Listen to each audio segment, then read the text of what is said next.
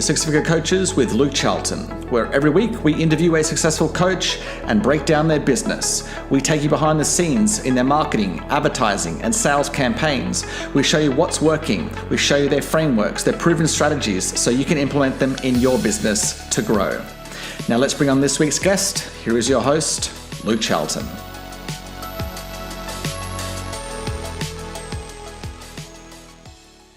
Hey, this is Luke Charlton here, and welcome to the Six Figure Coaches Show. Very excited to have you here and very excited to bring on this week's guest. Before I introduce him, remember, if you would like to be promoted and featured on the Six Figure Coaches Show, all you have to do is go to, what's the link again? Podcast.luke. I've got all these links that I have to remember for different things. Podcast.lukecharlton.com. So you want to come on here, be interviewed by me, yours truly, the Aussie hermit, Luke Charlton, and be, promoted to my audience for free. Just go to podcast.lukecharlton.com. There is one qualification, though, is you've got to be, earning over $250K per year as a coach, right? Because what we want, and the reason why you're probably tuning in, is because I bring on top level coaches who are very successful in their own industry, so we can learn from them, and so you can model their strategies in your own business. So we dive into their marketing and sales process, into their story, into their tactics and the techniques that have worked really well for them to get them to their level of success. Okay, so if you're at that level or higher and you want to be on the show, just go to podcast.lukecharlton.com. All right, so with that being said, let's get stuck into today's interview. So who I have on today is pretty exciting. He's a former IFBB pro. Now, for people that don't know what that is, that's the International Federation of Bodybuilding. So he was a former professional bodybuilder, featured on multiple front covers of multiple magazines. He's been in this industry and helping businesses grow, I believe, is about fitness industry, about 24 years. He can correct me on the specifics on that, whether it's business growth, but he's been online for 14 years as well, helping businesses grow, worked with fitness organizations, gyms like Gold. I mean, everyone's heard of Gold's, right? Gold's Gym, 24-hour fitness, Crunch Fitness.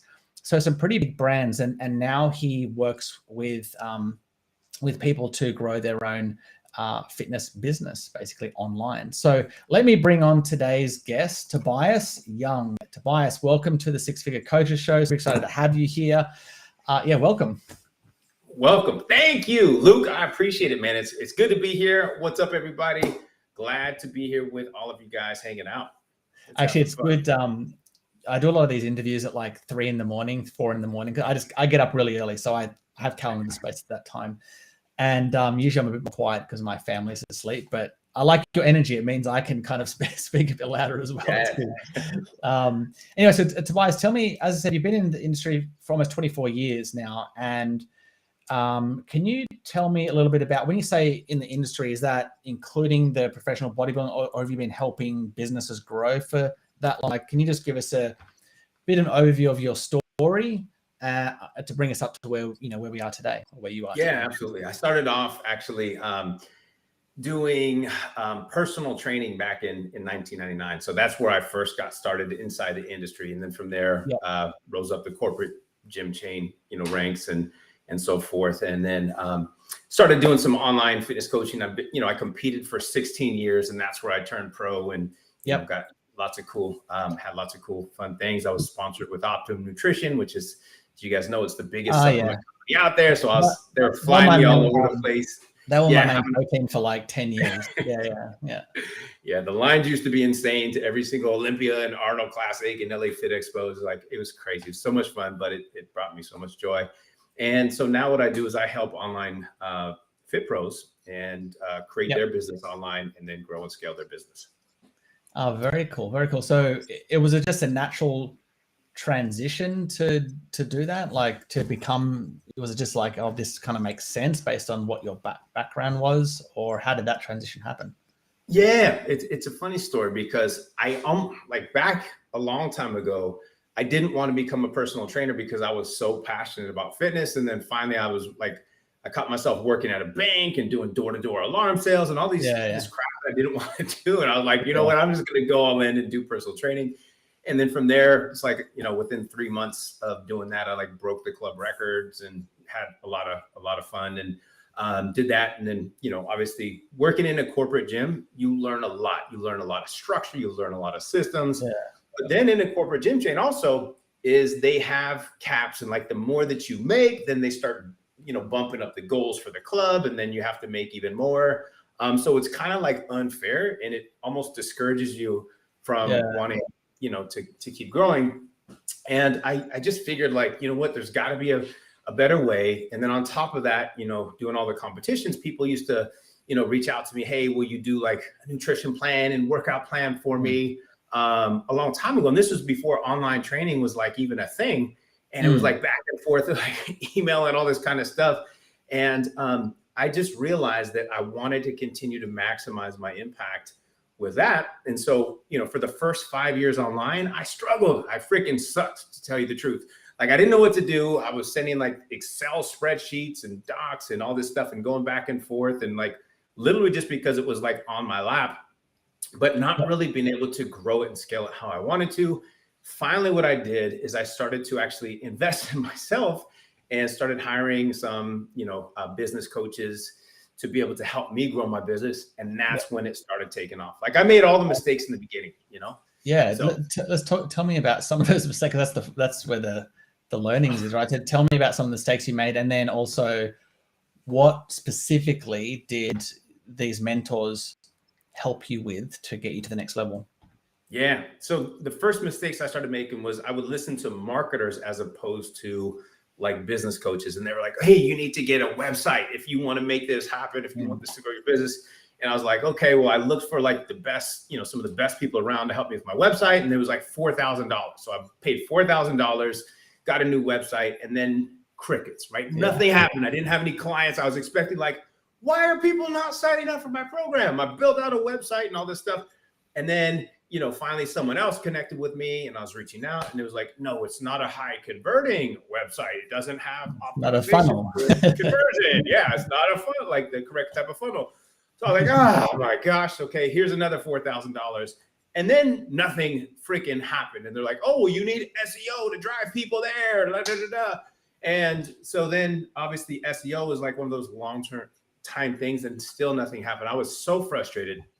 So then I finally worked with business coaches to help me. And the first thing that they taught me was like, hey, you need to learn how to market, not just have like a website. A website will just like sit on the shelf if you don't have flow coming to it. You don't know how to market. You don't know who to attract, like who's your ideal audience, all those kind of things. I was like, well, I want to help as many people as I can, because personal training in the gyms, you help everybody, right? You help the people that, want to lose weight, the people that want to gain muscle, the old people that want to move better, like the businessman that like just, wants to get in better shape, like all these different types of people, athletes. When you go online, it's a whole different ballgame, because if you try to be a one-stop shop for everybody, your marketing and your messaging does not relate to any one particular person, and you get nowhere. And that was one of my first mistakes that I made, is I was trying to do all these different types of posts for all these different types of people. And I was wondering why I was getting no traction. And then finally, first thing they had me do was like, hey, you need to narrow down your niche, which is called like your avatar, right? So then I started to do that. And then I was like, lo and behold, like my messaging started to attract that type of person.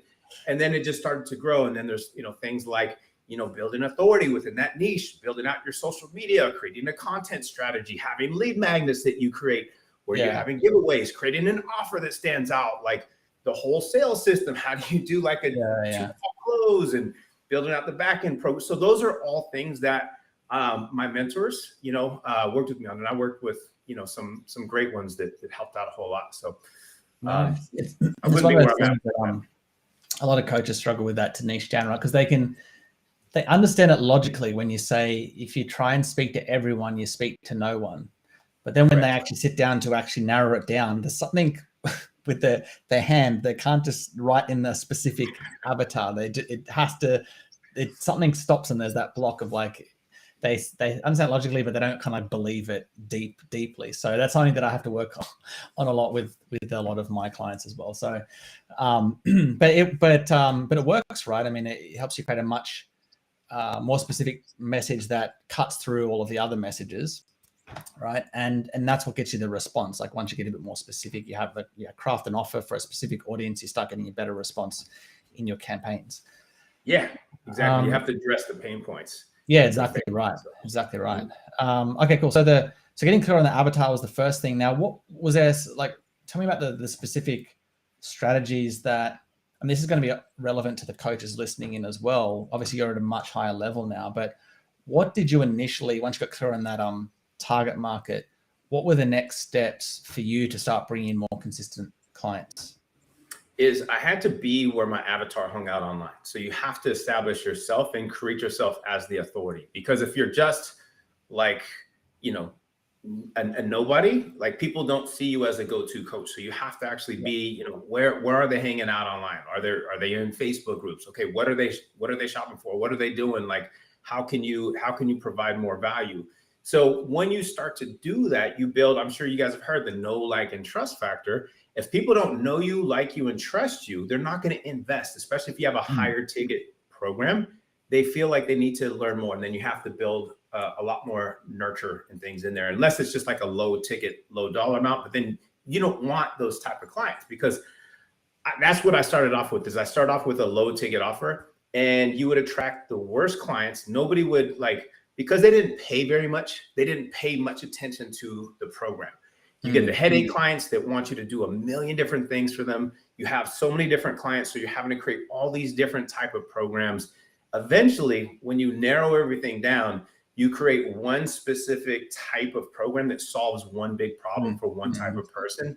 And then you can, like, do all your research and find out exactly what you need to do step by step to be able to help them. And then you know where they hang out online as well, because then you can start to target that market. So that's the second main thing, was like building authority. And then obviously third then is like your social media. It's like, obviously that's going to be huge. And you mentioned this like a system there as well. So is that like, so building a system for results, would that be the next step after that? The social media, I call it the social media ninja. It's where you want to have your content creation. You want to have your strategy in place.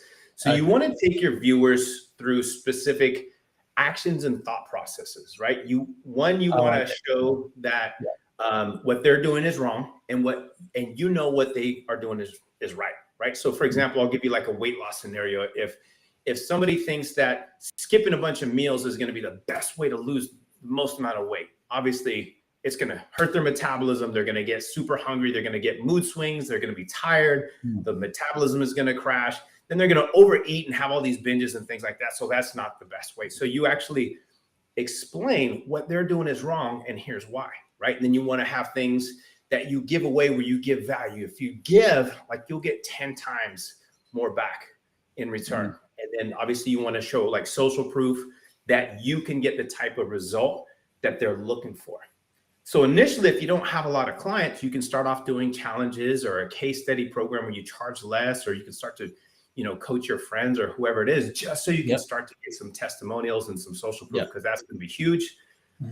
Video is going to be huge. Being able to show your personality. So you don't want to just create a bunch of stock photos. Like that's not going to do well. You have to get yourself on video and show that you can actually present that. And then you want to have at least one post every single week where you provide a call to action. And that's for them. Like, what do they need to do next if they want to continue to get help? So a call to action post. And then there's two other type of posts I highly recommend. And that's a connection post, where you can show a little bit more of your personal side, so people can get to know you more as a person, as opposed to just like business, because then they don't relate as much to you. And then the final one is just like, hey, here's a quick tip on this. Here's 3 things that you've probably been doing. And here's, 3 things that you should be doing, and kind of breaking it down. So like having a good social media strategy, and then having a strategy to take your leads that you generate from social media, get them to raise their hand, and then being able to convert those into a conversation. And then from a conversation, take that into a call. And then from the call, being able to convert it into a client. Okay, interesting. And so you, with your particular clients, do you always start with like kind of organic social in the beginning? Is that right? Yeah. Everything that I teach, at least in the beginning stages, is all organic. I want the coaches to be hitting at least $10,000, before they start to do anything where it's paid advertising. Because if you don't have those foundational pieces down, it's so easy to just like waste, all your money, especially if you don't have the back end strategies and systems in place where you nurture those leads and you get them to book a call instead of just giving something away. Like people just waste I've seen it so many times. And that's why we want to build out the back end systems as well. Okay. And what's the price point that they're generally selling at for like their fitness weight loss programs? Yeah, on average, like $500 a month. So if you have like a 12-week program, it's maybe like $1,500. I have some coaches that charge $3,000 to $5,000 for that same thing. That have like built their confidence and their self-esteem, and they have tons of social proof, and they have a badass delivery. And then I have other coaches just starting off that are in that $300 to $500 range, per month. So it all depends upon that. You start to build confidence when you get it. And I remember the first time I had a mentor, and they're like, "No, you're not going to charge, $300 a month. You're going to charge $3,000 for your next program. You're going to do it. I don't want to hear anything else." And I was like, "Nobody's going to pay me $3,000 for a 12-week coaching program." And then finally I did it, and they and I was like, "Oh my gosh, I can't believe." I said, "That's got to be a fluke." And then I got another one, and I was like, "Oh, well, maybe two." But then by the time the third time happened, I was like, "Oh my gosh, like." Okay. And then you get, those are your best clients. They will do whatever you say, and they're the easiest clients to work with. It's so freaking awesome. So that's why I always recommend charging more and getting the best clients for your program. Yeah. It's, so when your clients, because a lot of coaches listening, that's what I tell them to. You want to raise your prices as much as possible. Obviously there's a point where the market's not going to accept that level, but usually coaches aren't anywhere near that range. But, there's often that kind of like, well, I don't feel like congruent, right? It's charging this amount, whatever that is, $3,000, $5,000, it's usually in that range. If they're newer, what do you say to your clients who are like, "I'm too afraid. Hey, Tobias, I'm too afraid to charge $3,000. How do you approach that conversation? Yeah, it's limiting beliefs. And obviously with the niches, the different niches are going to play different roles and price points and everything like that. Yeah. And that's why the more specific that you can help a person overcome a big problem, you're going to be able to charge more. If you just basically have a bland blanket, very vanilla type of program, coaching program, whatever it is, you're not going to be able to charge as much because it doesn't differentiate you from everybody else. So once you have a unique offer that shows how you're unique, different, and better, and then you have a very specific problem, like a high pain point that they don't care what it really costs. They just want to know that you're going to be the best person to be able to help them. Then they'll slap down, the plastic so much easier. So a lot of that is going to be like rewiring their belief system, mindset training. I know a lot of coaches don't like, when you hear mindset, you're like, "I don't need mindset. Nobody needs mindset." Like, you do. Everybody needs mindset. Like even myself, like, I still have mentors and coaches that actually coach me through a lot of this stuff. And I do a daily format every single day, working on my mindset. Trust me, limiting beliefs will sneak in, but you have to just bite the bullet and go and build a badass program and focus on the results that you're going to get that client. And remember that your clients will pay for the result. It's not just the features of the program. So many coaches in the beginning too, they're like, "Oh, I'll do, a fitness app, and I'll do a workout plan, and I'll do this and this." People don't care about that. They just want to know, hey, what's the result that I'm going to be able to give them this? And that's where you can charge a higher ticket. It's interesting that and I've spoken about this I've got another podcast that I do, like just a personal one. And we're speaking about a lot on this podcast as well, about you start with that problem. The most important thing is like, what's the problem that you're solving? And then what's the promise, right, of your offer? Like how are you promising to solve that problem? You do that, and that's like your whole campaign. And we lose sight of the fact that in business, you're just solving problems. Like there's a market with a problem and you've got the solution, right? So all you have to do is make sure that your promise connects with that problem. And that's literally, like, for what I found anyways, that's most of the success with your advertising campaign. And then you can set up the landing pages and all that stuff, but you got to get those two components right first in the first instance. Does that resonate with you? Yeah, absolutely. When your offer like completely solves their problem and shows that you have a unique system and a delivery process that does it better than anybody else, like people don't want to even work with anybody else. They'll pay you, and they'll pay you more money than anybody else. Absolutely. Yeah. So but the third component is okay, I want that result. How are we going to do that? That's the unique system. So that is very important, whether you're in a niche with not much competition or it's very important for like weight loss. If you're just doing weight loss as an example, very important to be able to stand out in those markets is to have that unique system. So that would be, I think, so that the biggest three components are, what's the problem, what's the result you're promising, and then what's the system to get in that result. That's like speaking about weight loss, that's the unique, marketing term is unique mechanism, right? With weight loss, that's why there's all these diets, right? Because every diet is it's a unique mechanism. It's just another reason for people to, try and lose weight again. Oh, the reason why I didn't lose weight is because I haven't tried the Atkins diet yet. Let me try that. And that's because I haven't tried the Beachbody diet or whatever the next diet is, right? So that I like using diets as an example because it shows, what the definition of a unique mechanism, but it's a unique system, right? So that's the importance for every coach. Now, let me ask you, you mentioned that because weight loss, you're in fitness, right? You're having fitness professionals. I'm just curious, what different niches are there in when you say niche, right? So we're on the same page. When I use the term niche or niche, the way I think about it is like a unique problem, not so much a demographic. So there's a demographic of okay, I want to help executives get in shape. Well, the problem is still helping them get in shape. It's the same problem. Whereas a niche, like a health problem might be something like binge eating, right? So, so that's more of a niche because it's more of a unique problem. So that's how I define niche. Just so we're on the same page, you might define it differently, which is fine. So my question is, what different niches are your clients going into in this health space, that you help them with? I'm just curious of the different types that you work in. Yeah, some of those same ones that you were talking about, binge eating is one, right? That's a big one. I have another client few other clients that work with women going through hormonal decline, and obviously associated with that is weight gain and all those things. So they're looking for weight loss. And then I have another client that works with people with Parkinson's, right? That have a specific problem and they need to build strength, but it's not hey, I'm a strength coach. It's hey, I work with people that have Parkinson's that, loss of balance and all that stuff. So, you can imagine there's so many different variables that you can go into, and the more specific you can be, then that's where you really start to boom, stand out, get you away from a crowded market. Because weight loss, it's saturated. There's so many people in weight loss, and everybody, so many people want that, which is actually fat loss. So many people want weight loss, but how can you sub niche that and really differentiate yourself and dive a little bit deeper? So great point in there, Luke.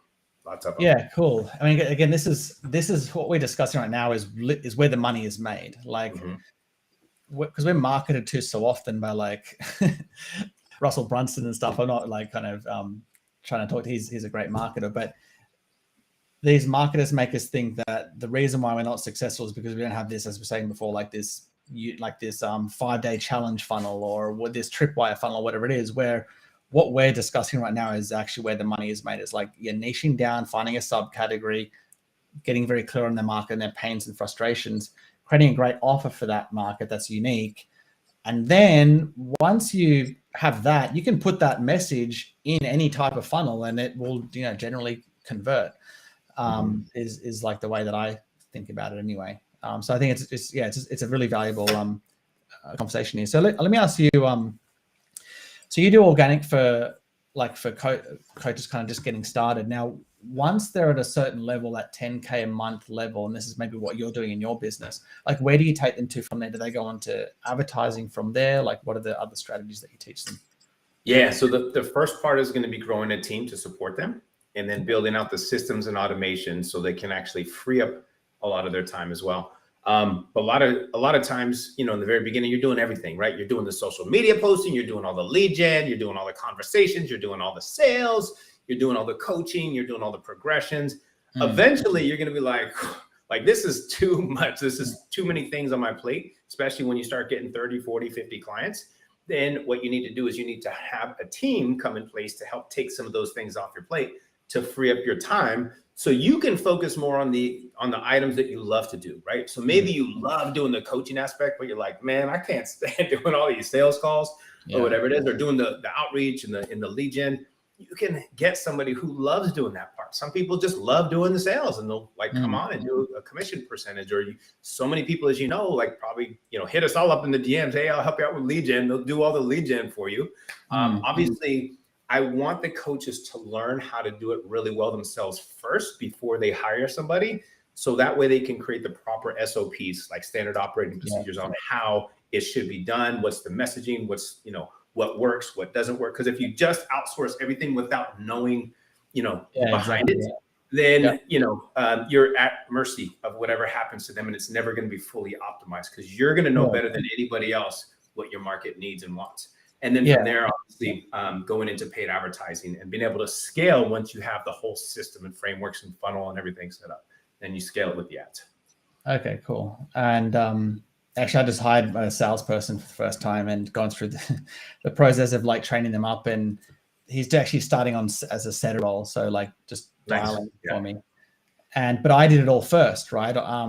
So I don't know if you know who Cole Gordon is. I went through Cole's program, and he says, like, if you want us to place a setter for you, you actually have to get on the calls first, know your know the process, know your KPIs, so that when they come on board, there's a benchmark, right? And you know whether they're underperforming or they're overperforming. And this is great advice, because a lot of us coaches, we just want to just outsource it. Like, just get someone to do my sales calls for me. Just get someone to just run my ads for me. It's like, no, you need to learn how to run your ads first, so that when you hire an agency, as an example, you know whether they're performing or not. And I've seen that so many times over the years, where business owners, they'll hire copywriters as another good example, and they don't know what good copy is, right?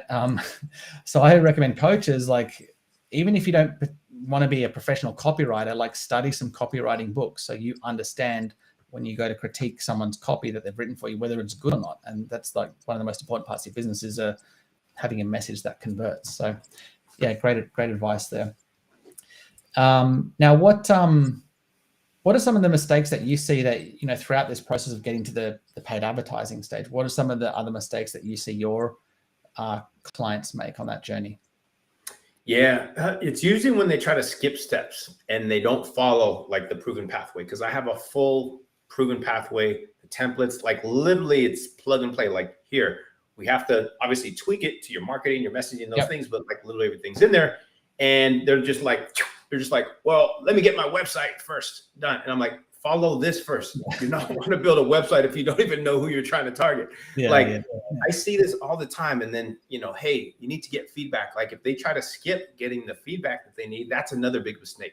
Because if you hire a business coach, use that business coach, because you're going to learn like what works and what doesn't work. Don't try to figure it all out on your own. Like, if you create something, like, get feedback on it, see what needs to be adjusted, see what needs to be tweaked, see what's really well, get that feedback on like literally as much as you can. So those are the top two things, is going out of order and then not getting the feedback that they need. So that way they learn from what they should be doing. Okay, fair enough. Yeah. And I see that too. Now, one thing I'd like to ask you, go back to your own personal story, because you've been on like multiple magazine covers, and getting media is something that I'm not an expert in, but I'm always interested to, because it's such a. I was talking to this about this to another guy I interviewed yesterday, actually, like the just the power of media, of getting on podcasts, on magazines, TV shows, etc. Not so much to get you clients, but as an authority builder. So when someone comes into your world, they go, wow, he's been on like 6 magazines. Obviously he's an expert. Like that. It's like seeing a doctor in a white lab coat, right, with a board and everything. It says instantly that they're a doctor, and it bypasses that objection of, oh, this person doesn't know what he's talking about, right? So that's where I think getting in media is so powerful. So my question to you is, was there a process that you went through to get on those magazine covers, or did it just come from the fact that you were a great IFBB professional bodybuilder? How did that happen? Yeah, I mean, a lot of it came from my sponsorship with Optimum Nutrition. I can't lie, like, because once they start putting you in all the magazines, like, because Optimum was, used me for a lot of their stuff, then some of the other people, like the higher end photographers and things, started to take notice and wanted to get together and do a shoot. And who knows if Optimum was like, hey, I got this guy that would be great for your magazine. that was probably part of it too. But before that, when I was actually competing on the stage, like some of the top photographers were like, hey, let's have a photo shoot. Like Bill Comstock, he was like the head photographer back in the day of like muscular development and Muscle Mag. And so we did like photo shoots for some of those magazines. And I was like a nobody and like never to be heard. And I was just starting my competition, but he's like, man, you just, you have that something and I want to be able to capture it. So then we started to do that. And then it just started like taking off. And then what I did some of the time was I would just, email some of the magazines and I was like, send them a couple of shots. I was like, hey, whenever you need somebody, if you're in the area, whatever, just let me know. And then like Muscle and Fitness like flew me out to LA and we did it. And so after that, once I started to kind of get out there, then it kind of just took itself, off. And then also I had like some agencies kind of like reach out for modeling agencies and they would just like, put me out there in, some of the different areas too. And I was like the Colossus X-Man. I was like the character for the book that they created. Cool. Some cool stuff that I got to do in there too. So yeah. Cool. Well, there's a lesson in that as well, because I think a lot of this media, it's like a snowball, right? And this is for once you get into an industry and you become, you're in your niche and you get more and more clients, more and more case studies. There's going to be opportunities where you start getting, interviewed on podcasts, and then you get on bigger podcasts, and then you get in like a radio show or in TV, and it does build from there. So, that's what I've noticed with my story, anyways. Like these opportunities will come to you that you never have expected because of, as you start building, as I said, that a name for yourself. So I think there's a lesson in that, even though you didn't have a specific strategy that you kind of implemented.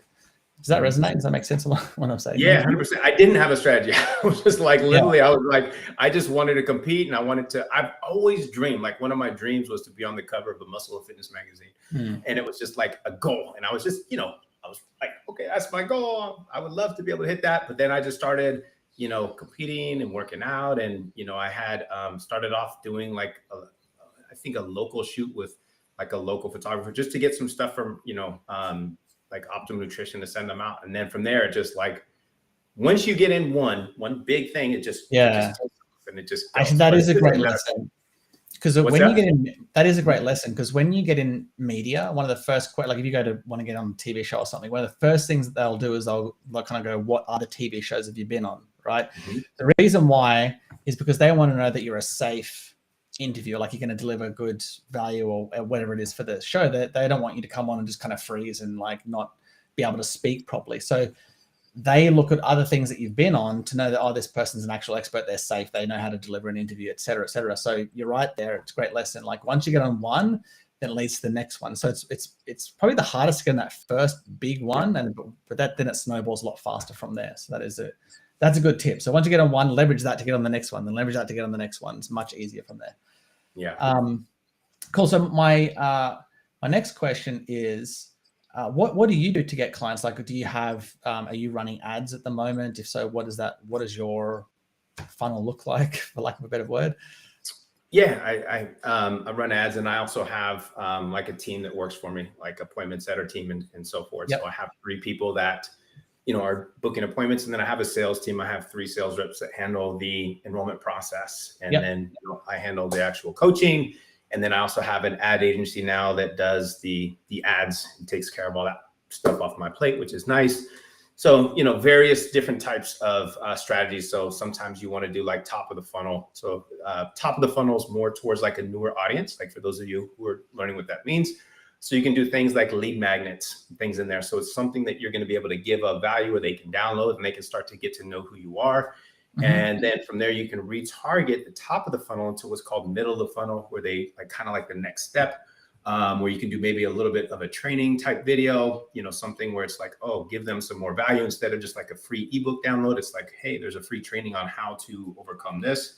And then the bottom of the funnel is like sending them to more of like a VSL or something, right? So a video sales letter where you're like explaining the process, and they already kind of know you a little bit because they've already seen your ads and they've kind of like been in the top of the funnel and downloaded some of your resources and been retargeted to middle of the funnel. Now they're like warm, right? And they're like hot. There's that person that will take that next step to book that call or to, enroll in your course or those type of things. So running various different type of ad sets. Man, I had my Facebook account got shut down for like a year and a half because somebody hacked the account, and then I had to verify with Facebook, and then you upload your ID, and the verification failed. I was like, oh my God, that's me. It's my driver's license. And anyways, back in action. So all good now. But those are some of the three kind of keys on different types of advertising you can do. And there's a lot of different stuff you can do. Right? There is. Yeah. Do you generally start with it? That's what I recommend coaches, because it's the easiest for them to start with an ad campaign. It's just like a lead magnet to start with that. Is that generally your cold traffic approach for those that don't know you? Yeah, you can do like a lead magnet funnel, works really well. And then when they download the lead magnet, then you have like a next step for them to take if they are ready, right? So it could be like, hey, now that you downloaded my XYZ cheat sheet, stay tuned here. Here's the 3 best ways that you're going to be able to implement this in your business or whatever it is. So you give them a little bit more value, and then you can have an optional call to action where they can, hey, if you want to get help with this, book a call below and we'll help you implement it into your business or whatever it is, right? So it's already kind of going in there. Another good one for a colder audience is to do like if you have a Facebook group where you put something of high value inside like the guides inside your Facebook group. So they have to join your group in order to get that free resource in there too. So then your group builds, and then you're able to nurture those people longer, because obviously they're going to be seeing your group, and so they get warm pretty quickly, especially if your group is resonating towards what they're trying to accomplish. Yeah, that's actually what I do. I got 2 kind of funnels. One of them is more just direct pitching the offer in the actual ad to a VSL, but my other one, which is, I like it because it's more consistent, it's just a lead magnet, and then on the thank you page, so it's a lead magnet, it's called the 9 email offers. Then on the thank you page, I basically say, hey, I've got this other framework called the 1 sentence offer that gets $5,000 clients. If you want to know what the 1 sentence is, I give it away for free in the group. So that's the call to action. So I'd say about 50% of people who opt in for the lead magnet will join the group from that. So that's how I build my group, and it works really well. And one of the questions I ask when they join is, and this might be, if you're not doing this, probably are, is, hey, I've got this offer. I've got a program where I'll help you book appointments. 20 appointments per month within 90 days. If you're interested in learning more, leave your number below. So they leave their number, probably about 50% of people, and then we call them from there. Yep.